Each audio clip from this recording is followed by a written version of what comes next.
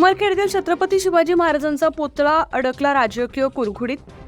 मागील 2 वर्षांपासून उमरखेड येथील नगर परिषदेच्या एका रूममध्ये बंदिस्त असलेल्या छत्रपती शिवाजी महाराजांचा पुतळा अजूनपर्यंत शिवाजी महाराज चौकात उभारण्यात आला नाही। यासाठी पुतळा संघर्ष समिती प्रयत्न करत असताना काही राजकीय पुढारी हे आम्हीच प्रयत्न करत असल्याचं सांगत असल्यामुळे यामध्ये कोणत्याही राजकीय नेत्यांनी आजपर्यंत सहकार्य केले नसल्याचा आरोप पुतळा संघर्ष समितीचे श्री विलास चव्हाण यांनी पत्रकार परिषदेत सांगितलाय। याचं श्रेय कोणी राजकारण्यांनी लाटू नये असंही त्यांनी म्हटलंय। काही ऐरे गैरे मुंबईवरून येऊन फक्त शिवाजी महाराजांचं नाव घेऊन आपली राजकीय पोळी भाजत असल्याचं दिसत असल्याचा आरोप विलास चव्हाण यांनी केलाय।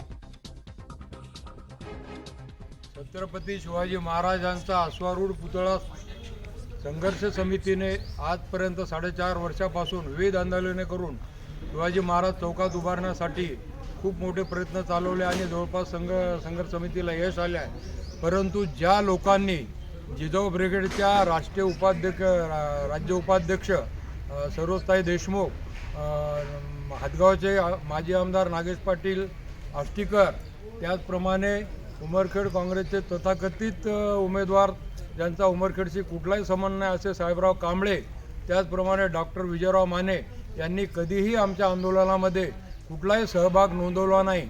असे लोक आज छत्रपती शिवाजी महाराज यांचा पुतळा छत्रपती शिवाजी महाराज चौकात उभारण्यासाठी आम्ही आंदोलने करू, निवेदनं देऊ आणि आजपर्यंत आम्ही अनेक निवेदनं दिले, आंदोलने केले म्हणून जाहीरपणे शिवलीलाताईच्या कीर्तनाच्या मंचावरून वल्गना करीत आहेत। त्यांना आम्ही सांगू इच्छितो की छत्रपती शिवाजी महाराज अश्वारूढ पुतळा संघर्ष समितीचे आंदोलन तुम्ही किती प्रयत्न केला तरी हायजॅक करू शकत नाही।